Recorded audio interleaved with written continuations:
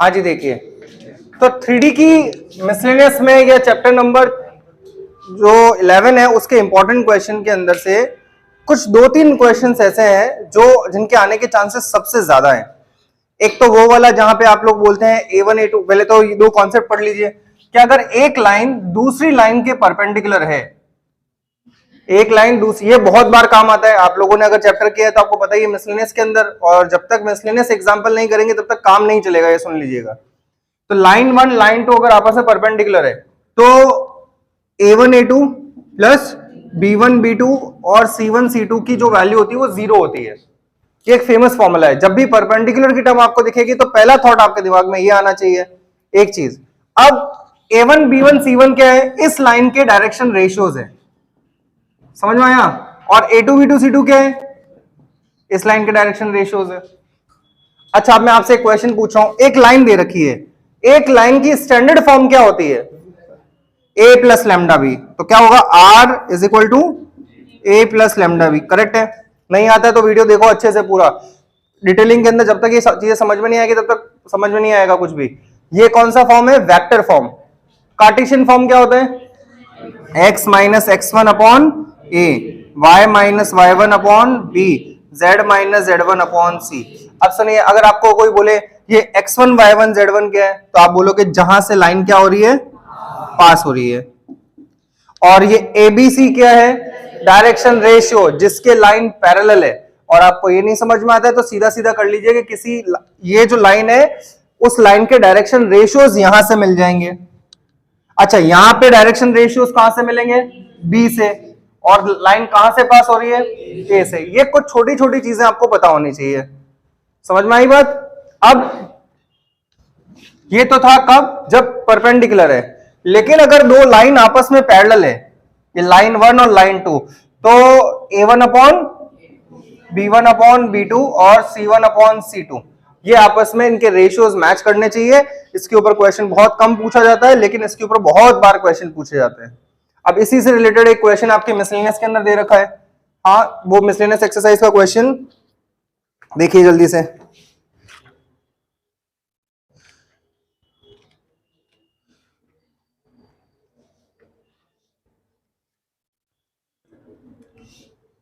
देखो, मिसलेनियस का question number 10, इसको इंपॉर्टेंट मार्क कर लीजिएगा, मैंने आपको पहले ही मार्क करवा रखा है वैसे। तो आज हम लोग वही सारे क्वेश्चन देख रहे हैं इस एक्सरसाइज के जो इंपॉर्टेंट है और एग्जाम में पूछे जा सकते हैं। मतलब बिलीव मी कि अगर जो क्वेश्चन हम लोग कर रहे हैं, अगर बुक के बाहर का क्वेश्चन HOTS का अगर क्वेश्चन बना, या बुक में से HOTS का क्वेश्चन बना, तो वही क्वेश्चन बनेंगे जो आज हम लोग डिस्कस कर रहे हैं। उसके बाहर बन ही नहीं सकता, ये गारंटी है, क्योंकि उनके पास में इससे रिलेटेड देने के लिए और कुछ ज्यादा चीजें है नहीं। मैंने आपको पहले भी समझाया था, सिर्फ 2 टॉपिक है उनके पास देने के लिए, DCS DRSS, जिसमें वो सिर्फ 1 मार्क 2 मार्क के क्वेश्चन बना सकते हैं, और दूसरा टॉपिक है लाइंस, जिसमें एंगल का फॉर्मूला, डिस्टेंस का फॉर्मूला, इक्वेशन का फॉर्मूला, ये 3 चीजों के अलावा चौथा फॉर्मूला नहीं है आपके कोर्स के अंदर। तो वो ज्यादा आपसे क्वेश्चन रेज कर नहीं पाएगा, है ना? तो फिर जो HOTS है वो हम लोग देख रहे हैं। अब देखो, ये क्वेश्चन है 1 minus x upon 3, 7y minus 14 upon 2p, z minus 3 upon 2, ये एक लाइन है। और एक लाइन आपको दे रखी है 7 minus 7x upon 3p, y minus 5 upon 1 और 6 माइनस z अपॉन 5। वो बोल पहले तो आप मुझे बताइए, आप कैसे पहचानोगे कि ये लाइन है? ये कार्टेशियन फॉर्म ऑफ लाइन है। वो बोल रहा है कि लाइन नंबर 1 और लाइन नंबर 2 आपस में परपेंडिकुलर है। जैसे ही परपेंडिकुलर आता है तो आपके दिमाग में थॉट क्या आएगा? A1 A2। अब आप डायरेक्शन रेशियोज कहां से उठाओगे? A1 B1 C1, A2 B2 और C2 पर। क्या यही पिक करेंगे? नहीं। रीजन बताइए। क्योंकि ये अपनी स्टैंडर्ड फॉर्म में नहीं है, तो जल्दबाजी नहीं करनी हमें। समझ में आया? तो 1 माइनस एक्स नहीं होगा, क्या होगा? x माइनस 1 होगा, क्योंकि स्टैंडर्ड फॉर्म x माइनस 1 होती है। तो पहले आप इसको कन्वर्ट करेंगे, तो जब आप इसको कन्वर्ट करेंगे तो क्या होगा? x माइनस 1, तो ये माइनस बाहर आएगा, इस माइनस को नीचे भेज दीजिए, तो ये x minus x1 upon a properly दिखना चाहिए। इधर देखोगे तो इसमें से 7 कॉमन ले लीजिए, तो कितना बनेगा? अब 7 बाहर आएगा, तो ये 2p अपॉन 7 कर लीजिए। करेक्ट? आगे बढ़िए, z माइनस 3 अपॉन 2, ये क्या अपनी स्टैंडर्ड फॉर्म में आ गया है क्या? वैसे यहाँ पे भी है, क्या कॉमन लूंगा, माइनस का 7, तो जब आप -7 कॉमन लेंगे यहाँ पे तो ये बनेगा x-1/3p, तो -7 को कहां भेजू मैं, इस डिनोमिनेटर में। ये अपनी स्टैंडर्ड फॉर्म में ही, इसको छेड़ने की जरूरत नहीं, इसको चेंज करना पड़ेगा। ये रहा आपका a1 b1 c1 a2 b2 and c2, formula लगाइए, a1 into a2 -3 into 3p/-7, सही लिखा है, a1 a2 plus 2p/7 multiply by 1 और 2 मल्टीप्लाई बाय, ये 0 के इक्वल है, और किसकी वैल्यू निकालनी है यहां से, p की। इसको सॉल्व कर लीजिए तो ये हो जाएगा 9p/7, 2p/7 is equal to, उधर 10 पे कर देता हूं मैं, 9 + 2 11p, तो p की क्या होगी 70/11। मैं ये नहीं बोल रहा हूं कि एग्जैक्ट क्वेश्चन आ जाएगा, लेकिन हाँ इस पैटर्न के ऊपर क्वेश्चन जरूर फ्रेम होगा। और आप जब ये करें तो ध्यान रखना हमेशा कि स्टैंडर्ड फॉर्म में कन्वर्ट हो रखी होनी चाहिए, वो नहीं हो रखी है तो आप उसको पहले कन्वर्ट करेंगे। मोस्टली वो क्वेश्चन ऐसा ही देगा आपको जहां पे वो कन्वर्ट नहीं हो रखी होगी। ये इजी सा क्वेश्चन समझ में आ रहा है क्या सभी को, यहां तक कोई डाउट तो नहीं है। अब नेक्स्ट क्वेश्चन पे आइए, ये मिसलेनियस का क्वेश्चन नहीं था, ये एक्सरसाइज का 10th क्वेश्चन था वैसे। अब क्वेश्चन नंबर जो 5th क्वेश्चन, अब आप बताइए मिसलेनियस का थर्ड कर सकते हैं क्या, क्या मिसलेनियस का थर्ड क्वेश्चन भी कुछ वैसा ही है, सेम है क्या, वो अपनी स्टैंडर्ड फॉर्म में कन्वर्ट हुआ है। मिसलेनियस का थर्ड के की वैल्यू आ जाएगी, परपेंडिकुलर है, सेम क्वेश्चन है, ठीक है। अब आइए क्वेश्चन नंबर 5th पे, तो क्वेश्चन नंबर 5 है वो एक अलग पैटर्न का क्वेश्चन है ना, उसको हम लोग पहले डिस्कस करते हैं, फिर इमेज वाले क्वेश्चन, परपेंडिकुलर जो फुट ऑफ द परपेंडिकुलर वाले क्वेश्चन, ये सारे खत्म करते हैं।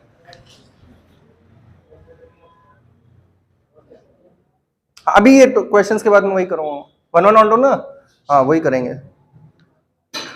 यहां तक ये हटाऊं क्या इसको मैं, हाँ देखिए अभी। अब आप क्वेश्चन नंबर 5 पे आइए, क्वेश्चन नंबर 5 मिसलेनियस का। अब सबसे पहले वो क्या बोल रहे हैं, सबका ध्यान बुक में, line by line, find the vector equation of the line. तो सबसे पहले वेक्टर इक्वेशन ऑफ लाइन होता क्या है, a + λb। तो अब आप तैयार रहिए, अगर आपको vector equation of the line चाहिए तो a + λb मतलब आपको एक तो पॉइंट चाहिए जहां से वो क्या होगा, और b मतलब उसके डायरेक्शन रेशियोज। जब तक ये दो चीजें नहीं होगी तब तक आप क्वेश्चन सॉल्व नहीं कर सकते। अब सुनना अच्छे से, find the vector equation of the line passing through 1, 2, -4। अब मैं जो बोल रहा हूं उसको सुनते रहिएगा। आपको एक लाइन की इक्वेशन निकालनी है, वेक्टर इक्वेशन ऑफ लाइन, सुनना, इस लाइन की इक्वेशन बनानी है, और वो कहां से पास हो रही है, 1, 2, तो अब बताइए वेक्टर इक्वेशन ऑफ लाइन होती क्या है, R इज इक्वल टू, आपको क्या ए दे दिया है क्या, यस और नो, किस चीज की जरूरत है, बी जैसे ही आ जाएगा मेरा सॉल्यूशन आ जाएगा। अब देखिए, find the vector equation of a line perpendicular to the 2 lines. ये लाइन 2 लाइंस के परपेंडिकुलर है, समझ में आ रहा है, इस लाइन के, ये जो लाइन है, जैसे इसको लाइन नंबर 1 है, ये लाइन नंबर 2 पढ़ लीजिए, ये लाइन नंबर 3, ये वाली लाइन इस लाइन के परपेंडिकुलर है, ये वाली लाइन इस लाइन के परपेंडिकुलर है। तो a line which is perpendicular to both the line, दोनों लाइंस के परपेंडिकुलर है। तो वो आपसे पूछ रहा है इसकी इक्वेशन बताइए। अच्छा, ये दोनों लाइंस दे रखी है क्वेश्चन में, ये दोनों लाइंस कौन कौन सी है, पहली है x - 8/3, y + 19/-16, z - 10/7, x - 15/3, y - 29/8, z - 5/-5। ये आपको 2 लाइंस दे रखी है। आप मुझे बताइए ये इसने क्यों सारा टेंट्रम किया है यहाँ पे, ये क्या आपको किस चीज के लिए हिंट दे रहा है वो, ये सब b निकालने के लिए, ये जो इंफॉर्मेशन आपको दे रहा है ना, वो सब डायरेक्शन रेशियोज λb निकालने के लिए वो दे रहा है। ये बात आपके दिमाग में बैठ जानी चाहिए, क्योंकि a वो ऑलरेडी दे चुका है। अब आप मुझे बताइए इस लाइन के डायरेक्शन रेशियोज है क्या आपके पास में, नहीं है, तो इस लाइन के डायरेक्शन रेशियो में लेट कर लेता हूं a, b और c, करेक्ट। अब उसने एक बड़ी इंपॉर्टेंट इंफॉर्मेशन दी है कि ये लाइन इस लाइन के क्या है, और ये लाइन इस लाइन के अब दो लाइन परपेंडिकुलर होती है तो आपको बताने की जरूरत नहीं होनी चाहिए कौन सा form, A1 A2 B1 B2 C1 C2। तो आप क्या लेंगे, given line 1 is perpendicular to होगा, तो फॉर्मूला क्या होगा बताइए, A1 A2 B1 B2 C1 C2 क्या होना चाहिए, एक दूसरे से बात नहीं, 0।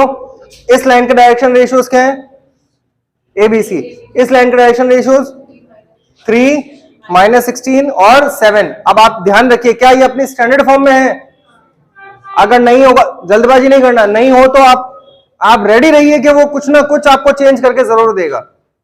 क्या यहाँ पे कुछ चेंज हुआ हुआ, ये स्टैंडर्ड फॉर्म है, ये स्टैंडर्ड फॉर्म है, x - x1 upon a, y - y1 upon z - z1 upon, correct. तो ये रहा a, ये रहा b और ये रहा c। तो ये आप दोनों में क्या होगा बताइए, A1 A2 यानी क्या होगा बताइए, A1 A2 मल्टीप्लाई कैसे करूंगा, 3a माइनस का और 7c इक्वल टू 0। ये इक्वेशन नंबर 1 कर दीजिए। अब बताइए ऐसी की ऐसी इक्वेशन और मिलेगी कहां से, इन दोनों से। तो आप लिखोगे line number 2 is perpendicular to line number 3। वापस से फॉर्मूला कौन सा लगेगा, A1 A2 B1 B2 C1 C2 0। क्या ये अपनी स्टैंडर्ड फॉर्म में बताइए, स्टैंडर्ड फॉर्म में। तो ये रहा A1 B1 C1 A2 B2 और C2। फॉर्मूला क्या लगेगा, 3a प्लस का 8 माइनस का 5c is equal to 0।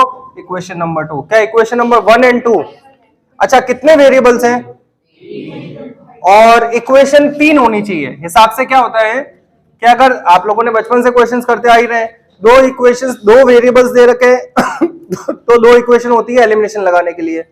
3 variables है तो 3 इक्वेशंस है, और यहाँ पे कितनी इक्वेशंस क्रिएट हो रही है। तो इन्हीं दोनों की हेल्प से मुझे क्या करना है, ए और बी और सी तीनों निकालना है। तो जब भी ऐसा क्वेश्चन आएगा जहां पे एक वेरिएबल की कमी हो रही है, मतलब एक इक्वेशन की, तो आप सबसे पहले इनको कैसे लिखोगे, सेम उसी ऑर्डर में, 3a - 16b प्लस का 7c, 3a प्लस का 8b, सही है क्या, 5c, बोलो सही लिखा है मैंने। तो जब ऐसा होता है ना तो आंसर रेशियो की फॉर्म में निकाले जाते हैं। कैसे, जैसे आप सबसे पहले लिखेंगे a, नेक्स्ट माइनस का b और c, इस तरह से। ये मैं वैसे ही सॉल्व कर रहा हूं जैसे हम लोग डिटरमिनेंट सॉल्व करते हैं, कुछ भी अलग नहीं है।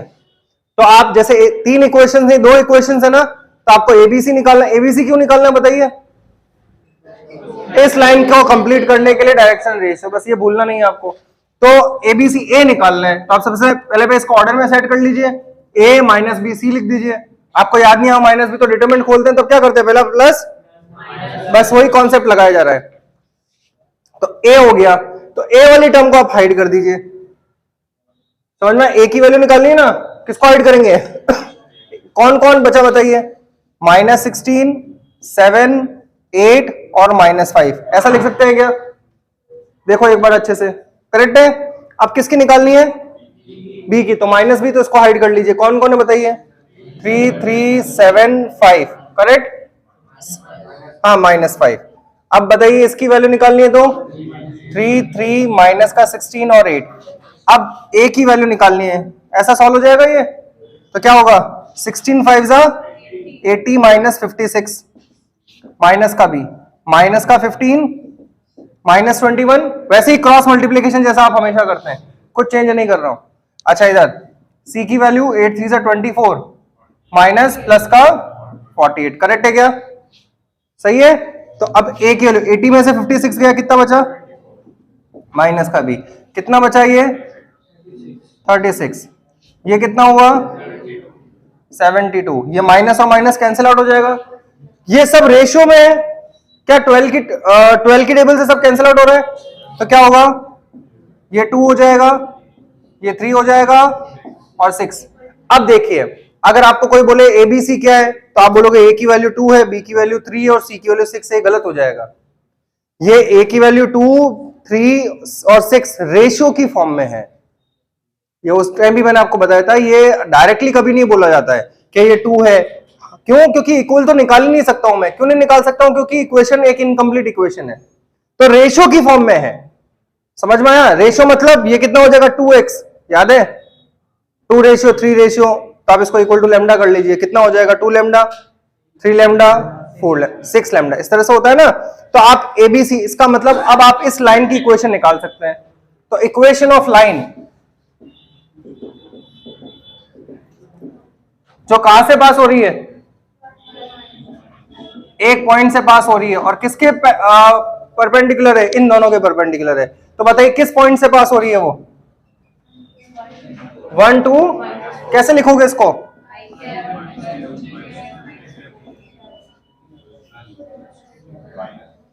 और लैम्डा बी, बी कितना है 2i प्लस 3j प्लस का 2i 3j और 6k। ये 5 मार्क का क्वेश्चन कई बार पूछा जा चुका है। अब देखिए इस क्वेश्चन में वो उसने चेंजेस क्या क्या किए हैं इन पिछले 4-5 सालों में जब भी क्वेश्चन आए। पहले वो वेक्टर की जगह कार्टेशियन पूछ सकता है, तो कार्टेशियन में क्या होगा, x minus x1, y minus y1, z minus, और नीचे abc की जगह 2 3 6, करेक्ट। दूसरी बात, ये ऐसे ही होके ये दोनों लाइन वेक्टर फॉर्म में दे सकता है भाई, ये कौन सी फॉर्म है अभी, तो और क्या दे सकता है, अगर वेक्टर फॉर्म होगा तो किस फॉर्म में होगी, a प्लस लैम्डा b होगा। तो मुझे बताइए आप abc की वैल्यू कहां से उठाएंगे, b से उठाएंगे, समझ में आ रहा है ना, उसके सेकंड वाले पार्ट से। तो क्वेश्चन में कोई चेंज नहीं है इस क्वेश्चन को कितना भी घुमा फिरा ले, इससे ज्यादा वो चेंजेस नहीं कर पाएगा, क्योंकि आपकी बुक का पैटर्न यही है। आपको बात समझ में आ रही है सभी को, कंफर्म ये समझ में आया। इसके प्रीवियस ईयर का क्वेश्चन जो है आपको मैंने लिखवाया था शायद, 5th क्वेश्चन, मैं एक बार जो प्रीवियस ईयर में आया हुआ है आप एक बार क्वेश्चन लिखिए फटाफट से, नहीं लिखा हुआ है तो मैं बोल देता हूं, आप एक बार चेक कर लेना। Find the equation of a line passing through find the equation of the line passing through -1, -3, -2, -1, -3, -2 and perpendicular to the lines, perpendicular to the lines। अब लाइंस, अब जैसे ये दे रखा है ना, अच्छा ये कहां से पास हो रही थी बताइए ना एक बार, -1 3 और -2, और दो लाइंस परपेंडिकुलर लाइन के x/1, y/2 और z/3, और दूसरी इक्वेशन दे दी है x+2/-3, y-1/2 और z+1/6। बताइए इस क्वेश्चन को कैसे सॉल्व करोगे आप, सेम तरीका ही है, ये भी कार्टेशियन में दे रखा है। अब इस लाइन के इक्वेशन निकालनी है तो पॉइंट क्या है, -1, क्या निकालना है, ABC निकालना है, तो ABC लेट कर लिया। ये दोनों लाइंस आपस में क्या है, A1 A2 C1, इधर दो इक्वेशन, इस वाले तरीके से क्या आ जाएगा, ABC वैल्यू पुट कर ले। यहां तक कोई दिक्कत तो नहीं। अब सुनिए, जो आपको सैंपल पेपर में क्वेश्चंस दिए गए थे उसमें यह बोला गया था कि ये लाइन जो है वो प्लेन के पैरेलल है, अगर आपको याद हो तो, इस तरह से दो प्लेन्स आपके कोर्स में नहीं है, पहले थे अब हटा दिए गए, समझ में आया। लेकिन सुनिए अच्छे से, अगर प्लेन के आ जाए तो प्लेन की स्टैंडर्ड इक्वेशन होती है, बता देता हूं आपको, ax + by + cz = d, ये होती है, सुनना अच्छे से। प्लेन जो होता है ना उसके ऊपर एक नॉर्मल होता है हमेशा, इस तरह से जो प्लेन होता है ना, कॉन्सेप्ट सेम लगेगा। जैसे एक मान लो आपको दे रखा है 2x + 5y + 6 ऐसा करके, तो ये वाला नॉर्मल और ये आपस में क्या होगा, परपेंडिकुलर होगा। तो ये ABC आप लेट करेंगे, उसके ABC कहां से लाएंगे बताइए कैसे, अगर इक्वेशन दे रखी है यहाँ पे 2x 3y 4z, तो ABC की वैल्यू क्या होगी 2 3 4, इस तरह से, समझ में आया। मतलब न के बराबर है आने के चांसेस, मतलब नहीं आएगा क्योंकि आउट ऑफ द कोर्स हो जाएगा, क्योंकि प्लेन दे नहीं सकता वो, समझ में आई बात, ये बात गारंटी है। लेकिन ये क्वेश्चन सैंपल पेपर में था इसलिए आपको बताया जा रहा है सर, है ना, तो उसमें परेशान मत होना, ये चीजें आप लोगों को थोड़ा सा रिलेटेबल चीजें न लगे ऐसे चांसेस हैं। एक यार वो क्वेश्चन कहाँ है, right the coordinate of the, हाँ चलिए अब फुट ऑफ द परपेंडिकुलर वाला क्वेश्चन करते हैं। क्वेश्चन लिखा हुआ है बट ऑब्वियस नहीं है। देखिए ये इक्वेशन में, हाँ हाँ जा जा, हाँ देखिए, find the equation of a line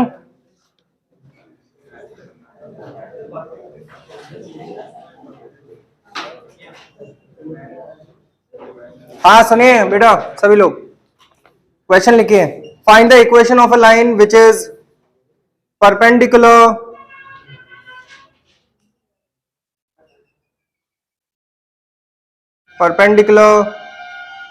drawn from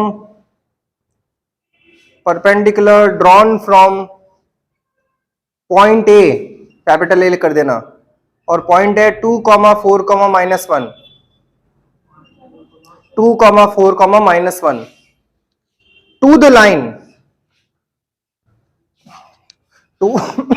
to the line x + 5/1 to the line x + 5/1 equal to का सिंबल बनाइए, y + 3/4, फिर वापस इक्वल टू का सिंबल बनाइए, z - 6/-9। Also right the coordinates of the foot of the perpendicular from point A। और इसी में मैं आपको इमेज वाला क्वेश्चन भी बता दूंगा कैसे करना है। तो सबसे पहले क्वेश्चन चेक करते हैं कि वो क्या कह रहा है।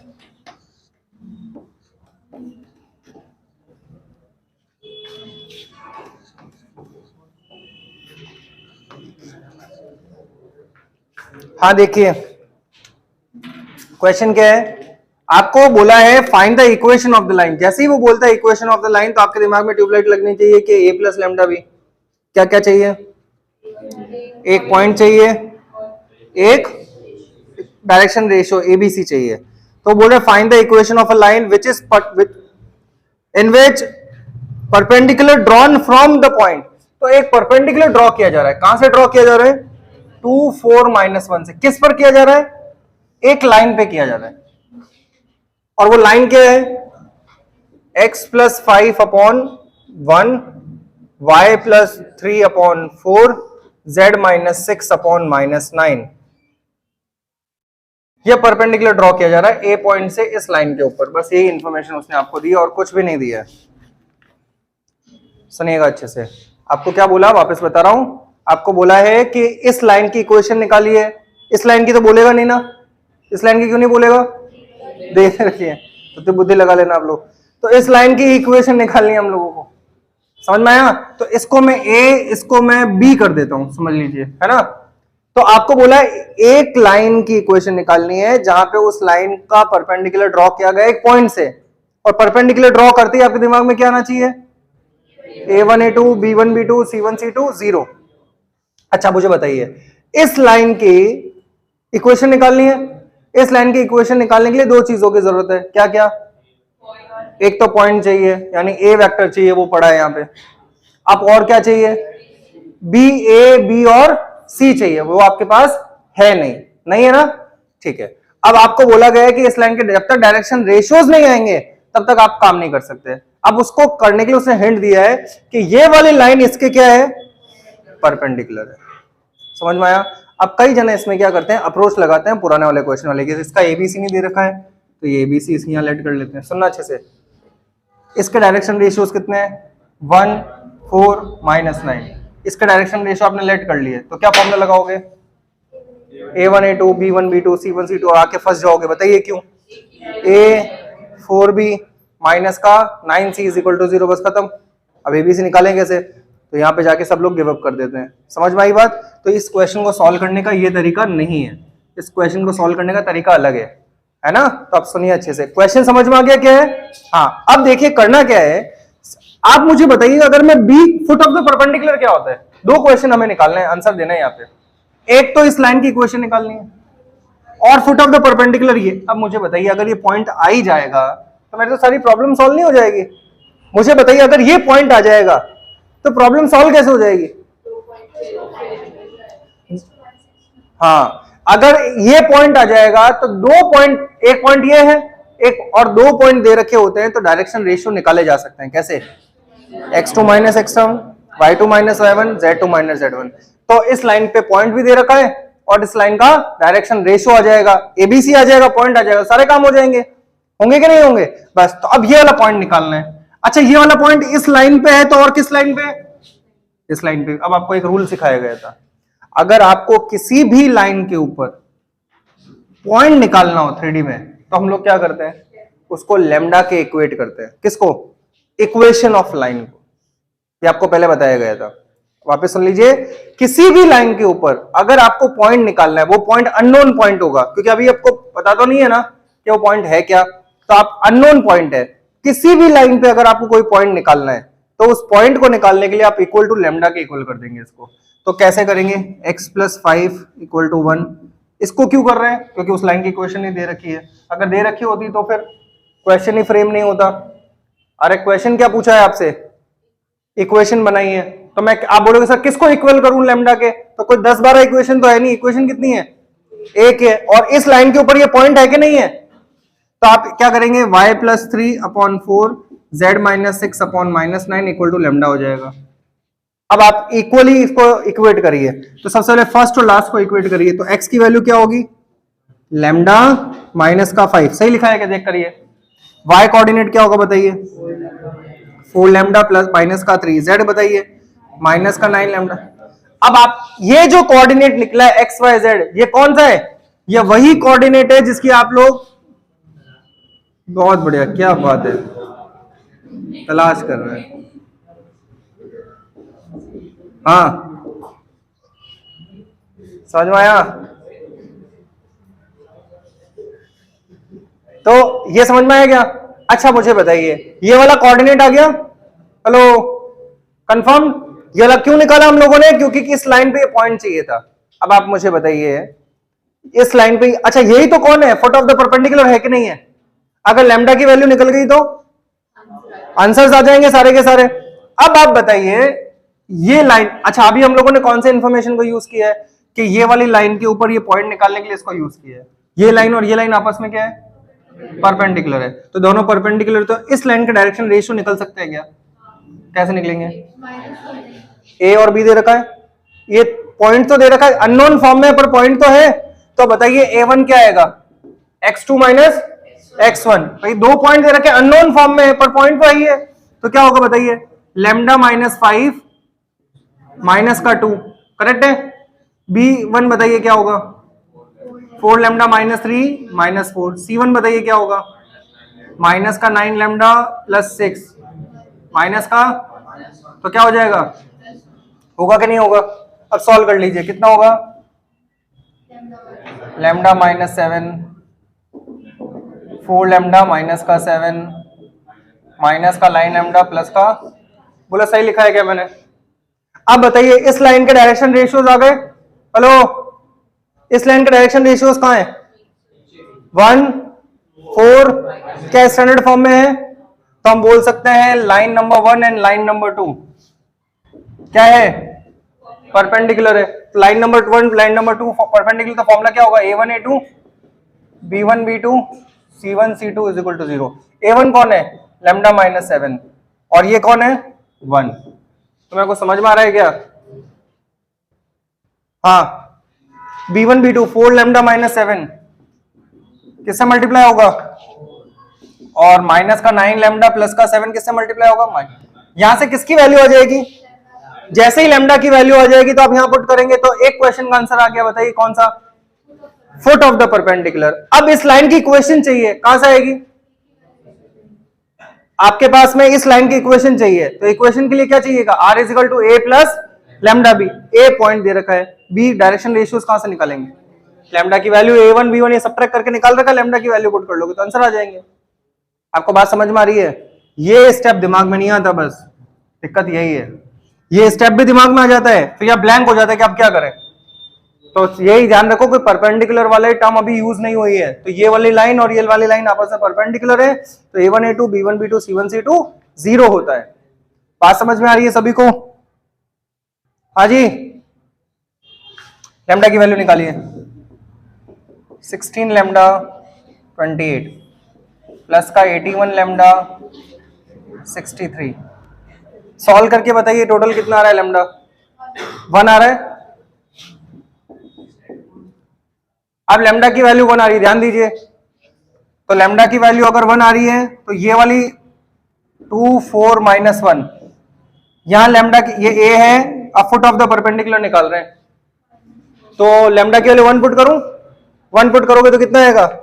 1 -5 माइनस का 4, 1 पुट करिए 1 पुट करिए तो फुट ऑफ द परपेंडिकुलर आ गया क्या?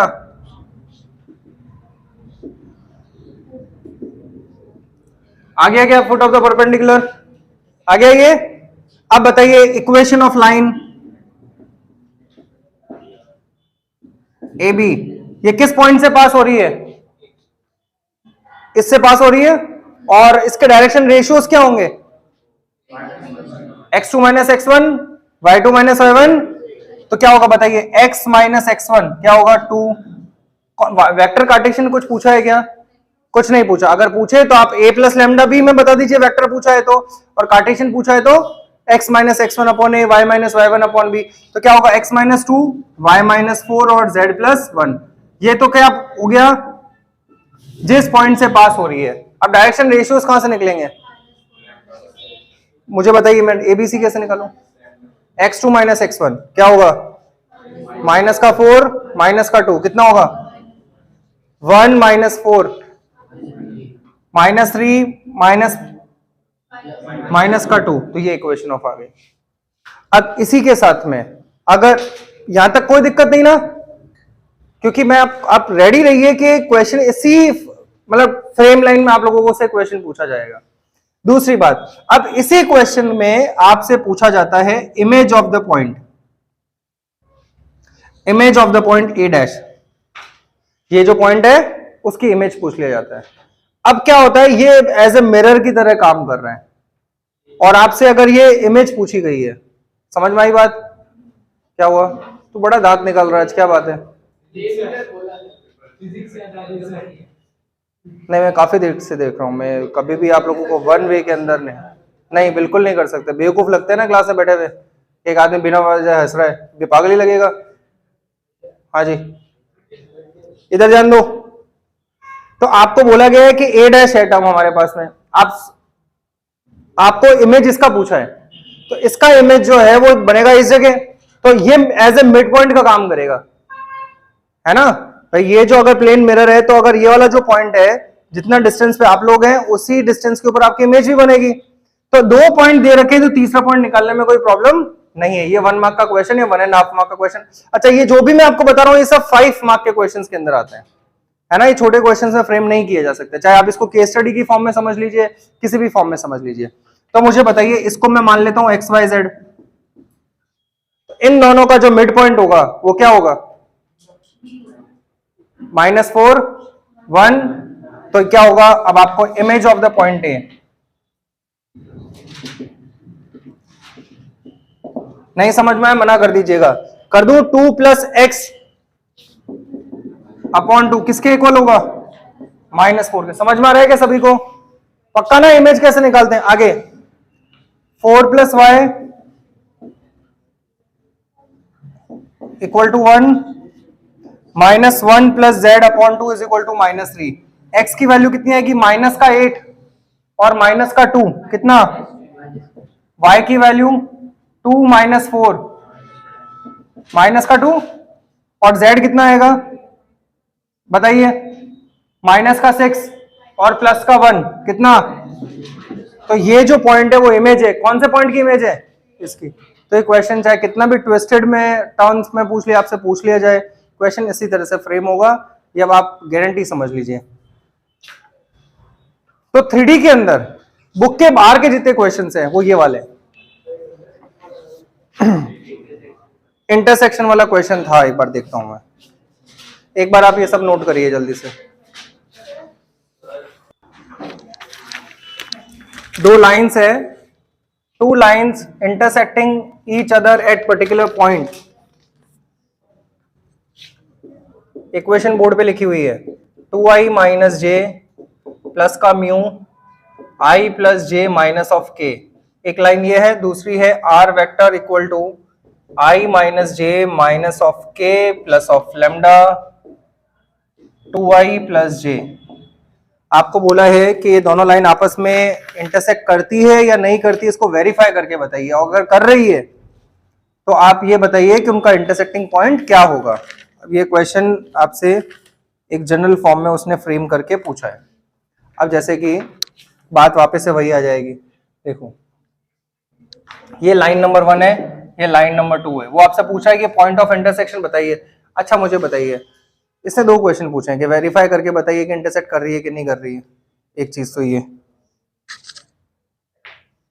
है ना, एक तो वेरीफाई करके बताइए कि इंटरसेक्ट कर रही है कि नहीं कर रही है। दूसरा क्वेश्चन उसने आपसे ये पूछा है कि अगर इंटरसेक्ट कर रही है तो पॉइंट ऑफ अच्छा बताइए, एक सिंपल सा कॉन्सेप्ट है, अगर पॉइंट आ गया तो इसका मतलब अंडरस्टूड है ना कि वो आपस में इंटरसेक्ट तो कर रही है। तो आपको 2 क्वेश्चन का एक ही सॉल्यूशंस के अंदर आप दोनों क्वेश्चन का आंसर दे सकते हैं। तो आप क्या करेंगे, इस क्वेश्चन के अंदर वही वाला तरीका लगाएंगे। आप मुझे बताइए, आपको बताना है कर इंटरसेक्ट, तो नॉर्मली क्या होता है, हम लोग दोनों को इक्वेट करते हैं, याद है ना आपको एलिमिनेशन मेथड। इसमें आप कर नहीं पाएंगे, क्यों नहीं कर पाएंगे, क्योंकि वेक्टर की फॉर्म में। तो ये तो कर सकते हैं ना कि ये वाली लाइन है ना, इस लाइन के ऊपर पॉइंट दिख रहा है आपको, ये वाला, इस लाइन को आप कार्टेशियन फॉर्म में कैसे लिखोगे बताइए, x माइनस 2 वाई प्लस 1 और z माइनस 0। बोलो सही है क्या, सही है। अच्छा डिनोमिनेटर में क्या क्या आएगा बताइए, 1 1 माइनस 1, करेक्ट। अच्छा इस लाइन की इक्वेशन को कैसे लिखेंगे आप लोग, x minus 1 Y plus 1 z plus 1, सही लिखा है, प्लस 1 सही लिखा है क्या, प्लस 1 क्यों लिखा है, ठीक। अच्छा ये बताइए 2 1, अब यहाँ घबराना मत, सही है, ये समझ में आ गई बात, ठीक है। अच्छा आप मुझे बताइए, ये आपको सामने इक्वेशन की फॉर्म में दे रखा, अब ये वाली लाइन चाहे उस वाली लाइन, दोनों में से किसी भी एक लाइन पे क्या आप इसको लैम्डा के इक्वेट करके एक्स वाई जेड की वैल्यू निकालेंगे ना। ये क्यों दिमाग में आना चाहिए, किसी भी लाइन पे अगर आपको पॉइंट निकालना है तो उस लाइन के इक्वेशन को किसके इक्वल कर दिया जाता है, लैम्डा के। तो आप लैम्डा के इक्वल करिए, तो एक्स की वैल्यू क्या आएगी बताइए, लैम्डा प्लस 2, वाई की वैल्यू क्या आएगी, लैम्डा माइनस 1, और जेड की वैल्यू माइनस का लैम्डा आएगी। ये एक्स वाई जेड के आप यहां पुट कर सकते हैं क्या, यस और नो, क्यों क्यों कर सकते हैं बताइए। अच्छा ये एक्स वाई जेड कहां का पॉइंट है, ये इंटरसेक्शन का पॉइंट है, समझ में आया। क्या ये वाला पॉइंट इस लाइन पे भी लाई करता है, इसको सेटिस्फाई करेगा, होना चाहिए मतलब होगा। हाँ बिल्कुल बात सही है, क्योंकि ये पुट करने के बाद में एक्स वाई जेड की वैल्यू ही गायब हो जाए, होता है ना कई बार, एक्स गायब हो जाता है, वाई गायब हो, तो इसका मतलब वो इंटरसेक्ट नहीं कर रहे हैं, समझ में आया। और अगर पॉइंट्स आ रहे हैं तो इसका मतलब ऑब्वियस है वो क्या कर रहे हैं, इंटरसेक्ट कर रहे हैं। तो आप ये पॉइंट इसको सेटिस्फाई करवा लीजिए। एक्स की वैल्यू क्या पुट करेंगे, lambda plus 2 minus 1 upon 2, y की value lambda minus 1 upon z की वैल्यू, सही है क्या। अब बताइए क्या हम लोग इनको इक्वेट करके लैम्डा की वैल्यू निकाल सकते हैं क्या, किन्हीं भी दो को इक्वेट कर, इन दोनों को इक्वेट कर दी, ये चले जाएगा, इसको इक्वल करिए, ये 0 का जाएगा यहाँ, इन दोनों को आपस में इक्वेट कर दीजिए, ये 0 का जाएगा यहाँ पे, तो ये इसको पूरा क्या कर देगा 0, और यहाँ क्या, ये 1 का जाएगा यहाँ पे, माइनस लैम्डा प्लस को, लैम्डा की वैल्यू कितनी आई, अब लैम्डा की वैल्यू 1 आई, तो ये वाला पॉइंट आप निकाल सकते हैं, निकाल सकते हो क्या, ये पॉइंट है कहां आपके पास में, ये लैम्डा की वैल्यू पुट कहां करेंगे आप, ये आप लोगों ने ये जो पॉइंट निकाला है वो कौन सा पॉइंट है, वो इंटरसेक्टिंग पॉइंट